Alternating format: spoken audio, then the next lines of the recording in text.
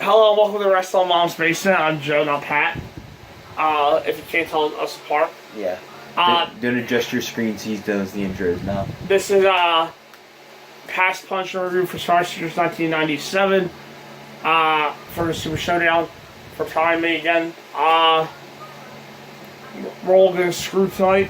So, hurry up so we can go, so you can get screwed. Alright, so let's all go get screwed. Survivor Series 1997 takes place on November 9th, 1997, which is incredibly early for a Survivor Series. Yes. It's held at the Molson Center in Montreal, Quebec, Canada. I bet you didn't know that one about this pay-per-view. Oh, wow, Earl. Attendance is 20,593. Jeez, I gotta give Rick Green to be screwed publicly, you know how many people. Yeah. It's okay, people. Yeah, pretty much to say the obvious, it's definitely one of the most memorable pay-per-views in WWE history. Memorable moments in WWE history. The whole pay-per-view is memorable? Okay. It's memorable for one reason. King's debut was also on this show. I bet you guys didn't know that either. His debut match, right? But when you think about Survivor Series 1997, there's really only one thing that pops in your head. The Truth Commission teamed up in Survivor Series time. No. You're close, but no. The original Team Canada, not the TNA version. No. The Godwins were there. You're just looking at the match card, aren't you? Well, yeah.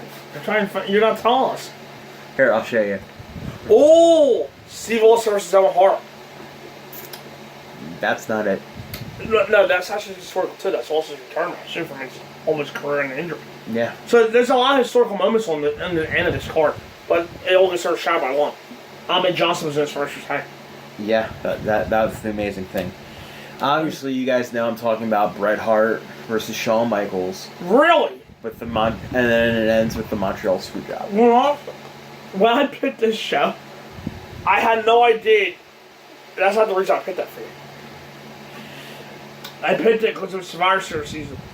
Because I couldn't find another Crown Jewel show. So, there you go. Or Evolution, or Super Showdown. So I was like, you know what? Survivor Series is more important than all three of the shows. Whether you listen to me or not, because even though Survivor Series is in LA this year, not Saudi Arabia, it's still more important. So, Anyway. I was at 97. I want to first give special thanks to Kevin Pentajo. The guy that would give yes. that was still his one-night war reviews and the weekly show reviews. Yes. So thank you.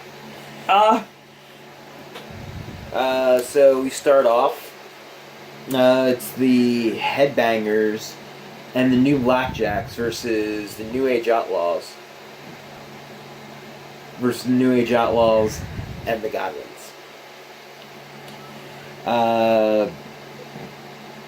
So I'm going to give you a little bit of a spoiler here. The match sucked. Yes.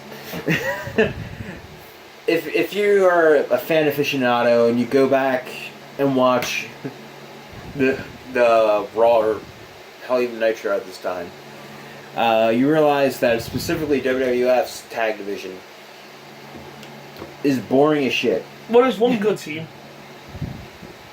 There's one good team, and they're literally just starting to catch fire at this point. So there you go. Actually, They're not even Owls in it, are they? What are the Owls? Maybe I just made them the Outlaws in my review. But Okay.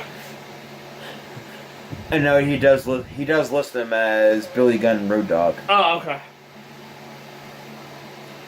Because Billy Gunn's still like in... I mean, Road Dogg's still like in Jesse James attire a little bit. Yeah. So yeah, if I remember. And Billy's like in a weird blue tight outfit. Yeah, so essentially, it's kind of very hard to care about this match when you don't really care about the teams, and the one of the most prolific teams in the match doesn't necessarily catch fire until a month or two later. But you do have the Godwins and the Headbangers in that match. Oh yeah. Well, Braswell and Barry Windham were good. Essentially, Road Dogg and Billy Gunn are the survivors of the match, and their team are the winners. Yeah, it was boring. like you would expect out of this. 15 minutes and 27 seconds. Yeah. Everybody knows. Shame too, there's a lot of good stuff in the Smash. When you look at the names. Yeah. Yeah, it's not really that good. Well, Rashel's good, Barry Windham's good, Billy Gunn, Nordhoff. Anyway, the match is boring. Kind of representative of the tag team division at the time. F. We go on to the next match. This was a banger. Which ends up being the Truth Commission versus the DOA. I know you are screaming F at the top of your lungs right now. Don Callis. And yes, you would be right, because Don Callis is easily the best part of this match. Oh, he wrestled, shit. Yeah, he's actually part of the team. Why did I think there was a fourth man? It wasn't. There's only three of them? There are only three of them in there. And one of them's Kurgan. Yeah. Kurgan, who would go on to bigger fame as a bit player in Hollywood movies now. No. Nice. Well, anyway, he would get more notoriety as really a small actor in big movies. A big small actor in big time movies. Do I gotta be in Insane Clown Posse and rap? He was in 300. He was also in Sherlock Holmes too, with Robert Downey Jr. Well, we can't look as pretty as you, Sable. As Luna told Sable as they formed allies. So that. Oh, and Recon is Sliper too. Yeah. And a little known fact: Recon's boy Cat. Yeah, I actually did look that up. Or was it Sliper? I'm gonna go with Recon. I think it was Recon. But who's Sliper? What are you looking at? Well, Rainbow. Anyway, for some reason, the review came off my phone. But the match ends up being good, with the sole survivor being the interrogator, Kurgan. Wait, Jacqueline survived? Jacqueline survived? No. Oh, the match sucked. He was the first one gone. Oh, the match sucked. Yeah, he was the best part of the match. No, Change was the first one gone, silly. I'm sorry. Jack was the first one gone on the Truth Commission side. There you go. And essentially, he was only tagged in for about a minute, and he was the most energetic part of the match. So you're trying to say and then he got taken out like a minute later. And he has 7 minutes of the rest. And you got 7 minutes of DOA versus the Truth Commission. Crush and the Harris brothers who usually act at that point. Yeah. The Harris brothers, the team who is everywhere. And even then, Kerrigan just wins with a slidewalk slam. Oh, he didn't even win with the claw. Yeah.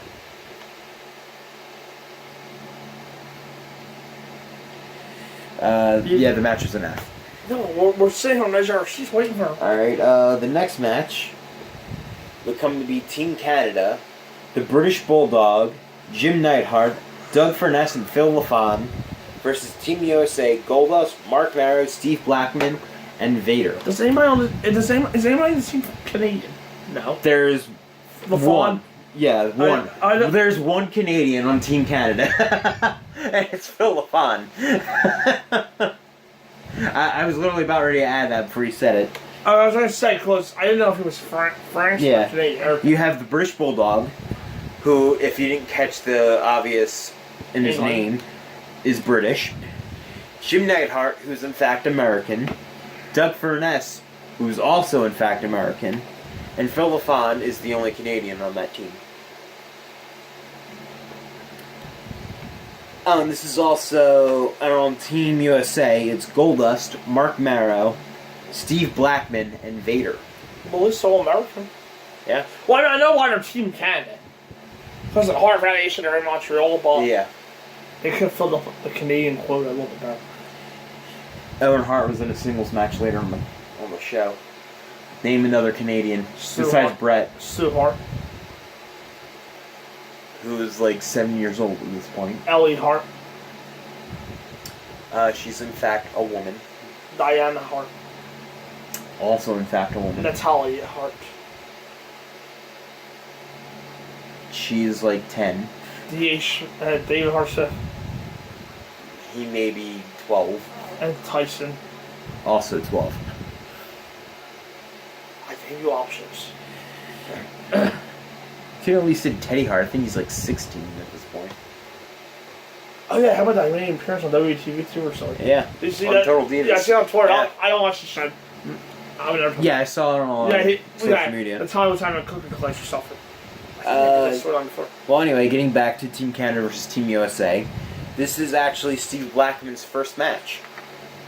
Oh yeah, that's right. He had just debuted as a fan who helped the Team USA participants from a beatdown. And by sheer luck, he happens to be a martial arts Thank God. enthusiast.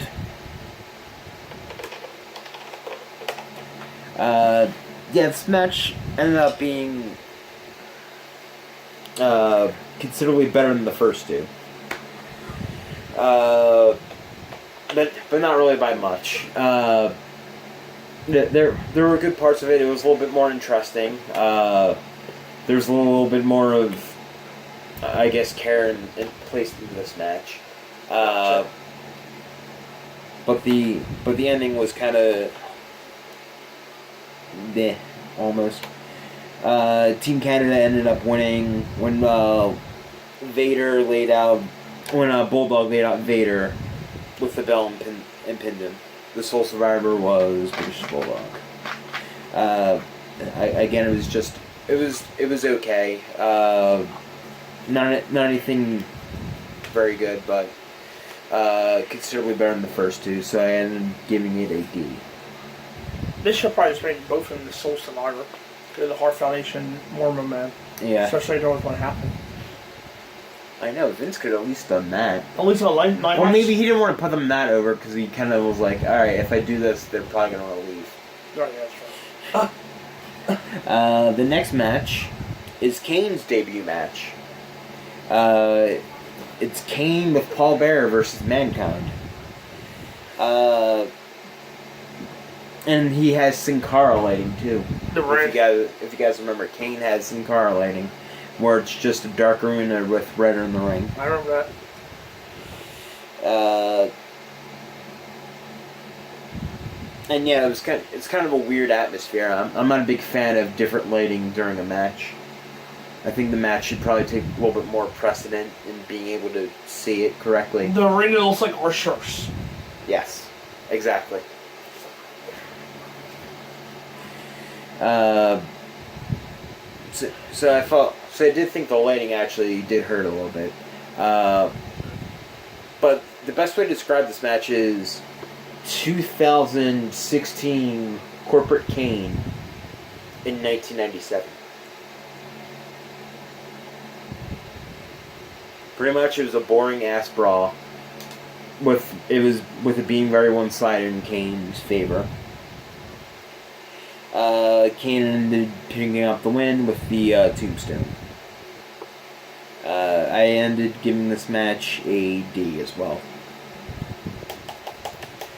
The next match is the Nation of Domination, which were D'Lo Brown, Farouk, The Rock, and D'Lo Brown versus Ahmed Johnson, Ken Shamrock, and the WWE Tag Team Champions, the Legion of Doom. And to me, I thought this was definitely the best traditional Survivor Series match on the card. As far with all those names in terms of in-ring work, you wouldn't exactly think that. Yeah. In terms of in-ring work, minus The Rock and Ken Shamrock. But I think it just had like enough of, I guess, enough care into the match. Yeah. Ken Shamrock, I didn't actually like at the time, but I think he's actually a very solid worker. And if you put him in the ring with an exciting performer like The Rock, I think you can get pretty good matches. D'Lo is also very solid as well. But yeah, I thought this one was the best one, almost by a full grade. Pretty much the winning team was Ahmed, Ken, and LOD, with the sole survivor being Ken. Ken made Rocky tap out to win the match. The ending may have been a little bit obvious, since I think we actually did get that a few times with The Rock topping out the Ken Shamrock. But still, I thought it was considerably better. Now we get to one of the more interesting match of the night, and giving it. The traditional Survivor Series match ended giving a C-. Okay. Now we get into a probably interesting match. Owen Hart versus Stone Cold Steve Austin for the Intercontinental Championship. This is Austin's first match back since Owen broke his neck at SummerSlam 1997. And that's pretty much the backstory. Owen's also wearing an Owen 316 shirt, which, looking back at now, I kind of want. Since I just broke your damn neck. Yeah. Right? Mm-hmm. But since, with a little bit of backstory, I actually found that from Walt Culture, that Austin obviously has just come off a neck injury, and Owen Hart was actually just cleared from a concussion right before this. That's a nice place, 4-minute match. Exactly. Okay. So this match ended up being 4 minutes long, in which Austin hits the stunner and wins the Intercontinental Championship. It was very dominantly Austin, and Austin also took out the members of the Hart Foundation, as it was Team Canada. Members of Team Canada, yeah.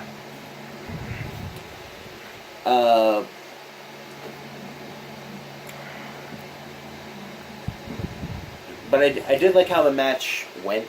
I do wish it was longer, but I do kind of understand it. So I'm actually going to up the original grade I had, because I think that's a little off. I'm going to give it a C-. I originally had it a D+, but... I gave you a rough card. If C- is what a killer match is, I mean that. Yeah. Now we get to probably the... the third most important thing on the show. Yeah, I mean, it's overall not that important for a main event. It really isn't. Shawn Michaels versus Bret Hart for the WWF Championship. For the second time in Survivor Series. And this match is actually the first time I remember, especially around this era of WWF, where if you have the WWF Championship match, right, where they follow the competitors out of the ring. Yeah. The first time I actually remember that actually happening. Oh, okay. Which I actually love that touch, and I wish they still did it. Mm-hmm. Because I think that's pretty cool. Good. Shawn walks with DX to the arena, and Bret walks with Owen. I'm sorry, not even Owen. It was Bulldog and Neidhart. The one's leaving. And also his son, I believe, was Blade? Yeah, carrying the Canadian flag. And weirdly enough, I believe he's actually a big Shawn Michaels fan. No, it's Sarah Russell. Yeah. So this feud has actually gotten personal since their last encounter in the Iron Man match, where... but this is not their first time fighting the WWE Championship as Survivor Series. No. It would be at WrestleMania 12. No, it's Survivor Series. At Survivor Series, yeah. So the match in 1993, right? 19, yeah. 92. Yeah. Which is probably a stronger match. It's not bad, but their last encounter would be, in fact, at WrestleMania 12. Yeah. In the Iron Man match. They were supposed to have one at the Kingdom, at WrestleMania 13. And then King of the Ring, right? Right, yeah. But Shawn was injured. He lost his smile at WrestleMania. And then Bret was injured at King of the Ring. Right, here we go. There's really not much to talk about for this match. Actually, I really liked how the match played out, because their feud had been considerably a lot more personal than the last time they fought each other. With the Sunny Days references, with pretty much Bret calling him a degenerate, and pretty much them just causing hell for each other. If you don't stop acting stupid at this moment, you're on your Deadly Games from Evolution as your punishment. Oh! And I don't think you want that. Which also has a screw job, ironically. The versus that card might be worse than this card. Oh. Anyway. Yeah, I like how this match went. It felt a lot more personal. They were brawling through the crowd. This one actually had a little bit more of a fight to it. And then the ending, Brett taps out for the sharpshooter. No, Vince says ring the fucking bell. And Shawn Michaels is your new WWF champion. That's why I wanted to do in the beginning of the video. I forgot. Yeah, so the Montreal Screwjob happened. I'm not actually sure what Joe wants me to talk about more than the Montreal Screwjob. Tell us about the history of it. Okay. Vince could no longer honor Brett's contract. No, we all know that. So he said you can go sign with Why are you telling us if we know? WCW. Even the 2-year-olds know that that's watching this. Well, what do you want me to say? Oh, no, just tell us about the match. That's the point of the show. Again, I thought the match was pretty good, and it was going somewhere before the Screwjob finish, but that's almost the way it was intended from Vince's perspective. So for the moment itself, and where the match was going to, I'm actually going to give it a B+. Obviously, the Montreal Screwjob happened. It was a big moment. Brett ended up destroying the broadcast table, writing WCW in the air, and it even ended up punching Vince. Right. Yeah, Vince would go on with a black eye on Monday Night Raw the next night, and pretty much say Brett screwed Brett. Right. For all intents and purposes, this is probably the last passionate match Bret Hart will ever have. No, he fought Vince at WrestleMania 26. Okay, the last passionate good match that Bret Hart would ever have. Yeah. A match that he actually truly cared about. So effectively, this is the end of Bret Hart's career right here. They went to WCW. My overall grade for the show is still enough. There was just a lot of bad in this card. With matches you either didn't care about or kind of went at a very slow pace. Honestly, the match I would recommend from this card would be the main event. For the historical purposes of it, of course, and because the match was actually pretty good. So yeah, that's Survivor Series 1987. Coming next, already late Q&A. Yes. That might be outdated by the time you said it. You might want to update that one. You may want to upload that one first. It's still going to be outdated by the time you say it. Not more than normal if you do it tomorrow. More cutting questions out that have nothing to do with this upcoming. That if the show will right pace, because then that's pointless. See Say that.